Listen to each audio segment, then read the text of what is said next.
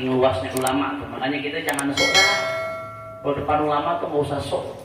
Tundukin diri kita, bersihin tuh hati. Jangan gampang ingkar sama ulama. Mungkin yang dilakuin kita kagak tahu. Ada dasarnya. Itulah keluasannya para ulama. Allah bukakan pemahaman mereka terhadap kalamullah. Kata Al-Habib Ali Habsyi, "Tanazzuluhu 'ala al-ulama'i baqin wa huwa munqati'un nuzuli." Kata Al-Habib Ali Habsyi, nuzulnya Al-Quran itu munqati'. Al-Quran udah nggak turun lagi. Nabi Muhammad SAW wafat, udah nggak ada lagi ayat turun. Nggak ada yang bisa ngaku ada ayat baru. Nggak ada. Udah selesai. Al-Quran 30 juz sampai surat An-Nas. Selesai.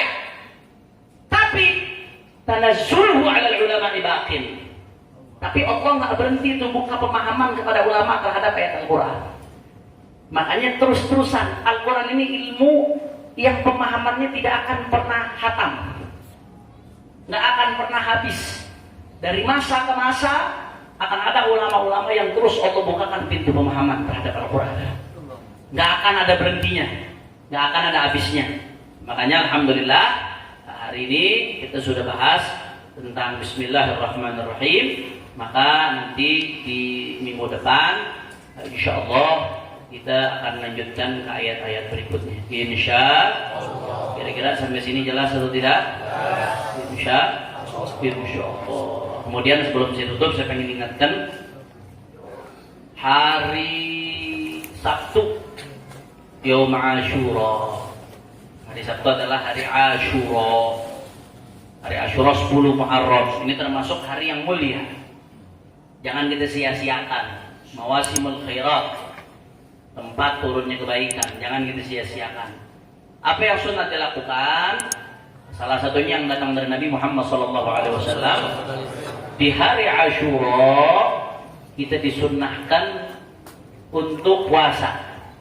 Kata Nabi SAW, kama qala, "Ahtasibu 'ala Allah annahu yukaffiru sanata allati qablah." Puasa hari Ashura itu, kata Nabi SAW dalam hadis yang sahih, aku berharap puasa hari Ashura itu menghapus dosa setahun sebelumnya. Nah, kita ini udah kebanyakan dosa. Itu udah kebanyakan dosa, amal kurang. Jangan sampai nih Nabi udah kasih kesempatan kita sia-siain, rugi. Jangan. Sehari puasa hari Ashura, dosanya ngapus dosa setahun sebelumnya. Tapi bukan berarti ngapus dosa-dosa ini ya. Dosa yang berkaitan dengan orang nggak bisa. Dosa yang berkaitan dengan orang tidak bisa.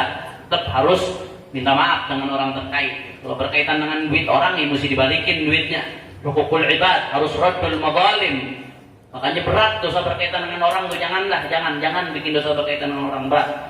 Tapi dosa yang berkaitan dengan Allah, khususnya dosa kecil dan dosa besar ditambah dengan taubat, maka di hari Ashura itu diampuni oleh Allah Subhanahu. Tapi Nabi SAW ngajarin kalau puasa hari Ashura jangan cuma Ashuranya doang, karena dulu orang Yahudi juga puasa hari Ashura. Nah, kata Nabi SAW, "La in baqitul qabil la asumanna at-tasi' aw kama qala." Kata Nabi, kalau aku masih hidup tahun depan, maka aku akan puasa juga di hari ke-9-nya. Tujuannya untuk apa? Mukhalafatul Yahud, supaya kita beda dengan orang Yahudi. Orang Yahudi juga puasa di hari Ashura.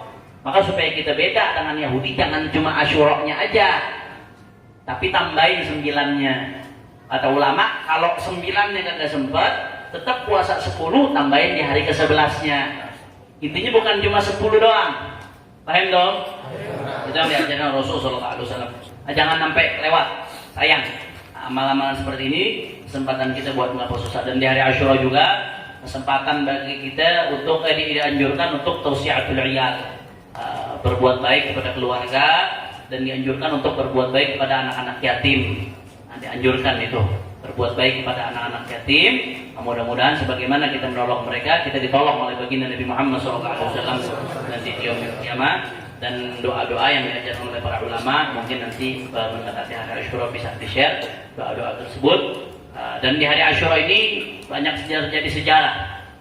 Para anbiya banyak yang mendapatkan pertolongan Allah di hari Ashura. Allah selamatkan Nabi Allah Musa alaihissalam dari kejaran rombongan Fir'aun, itu diriwayatkan itu di hari Ashura. Allah selamatkan Nabi Allah Ibrahim dari api juga di hari Ashura. Tapi di satu sisi di hari Ashura juga terjadi sebuah tragedi. yang menyakiti hati ahlul bait baginda Nabi Muhammad SAW, itu terbunuhnya, syahidnya Sayyidina Husain radhiyallahu taala anhu warḍah. Sayyidina Husain, cucunya Rasul sallallahu alaihi wasallam, itu dibantai di padang Karbala di hari Asyura. Ya, kita bersedih dengan wafatnya Sayyidina Husain. Tapi nggak boleh itu dijadikan ratapan seperti yang dilakukan sebagian orang yang menyimpang. Dijadikan ratapan sambil mukul-mukul dada. Ada tuh. Bahkan videonya lengkap di luar negeri, di sebagian daerah ada yang sampai melukai dirinya dengan darah. Haram, nggak boleh. Apa itu caranya? Wallahi, aneh yakin Sayyidina Husain nggak rida dengan yang begitu tuh. Mendingan ente mikirin umat kakeknya Sayyidina Husain. Itu lebih menggembirakan Sayyidina Husain. Paham? Jadi bukan untuk diapapi sampai mukul-mukul dada. Haram, itu nggak boleh, saudara. Sedih silahkan. Siapa sih yang nggak sedih? Cucunya Nabi SAW dibantai, dibunuh dengan keluarganya. Sedih silahkan. Tapi meratapi sampai melaknat-laknat sahabat Rasul SAW, ngerembet ke sono-sono sampai ada yang mukul-mukul, apalagi sampai berdarah-darah. Haram, nggak boleh, saudara. Itu tidak boleh dilakukan. Justru dari Asyura ini kita mesti ngambil pelajaran bagaimana Sayyidina Husain alaihissalam radhiyallahu ta'ala anhu arda. Saya mengucapkan alaihissalam itu bukan berarti milik kelompok tertentu, enggak. Imam Bukhari mengucapkan alaihissalam, enggak ada masalah. Nah, Sayyidina Husain alaihissalam radhiyallahu anhu arda, bagaimana beliau keluar dengan keluarganya, ada anak-anak kecil di situ. Tidak lain dan tidak bukan karena beliau tidak mau tunduk dengan kezaliman. Beliau keluar, saudara. Andai beliau mau hidup tenang bisa aja, tapi beliau nggak mau tunduk dengan kezaliman. Beliau keluar itu Sayyidina Husain, ngelawan, saudara, nggak peduli. Diajak itu keluarga berjuang bersama-sama beliau, harus jadi korban. Di sini kita mesti ngambil spirit bagaimana cucu Rasulullah SAW mengajarkan kita untuk tidak pernah tunduk kepada kezaliman, saudara. Untuk mengajak segenap keluarga, anak kita, cucu kita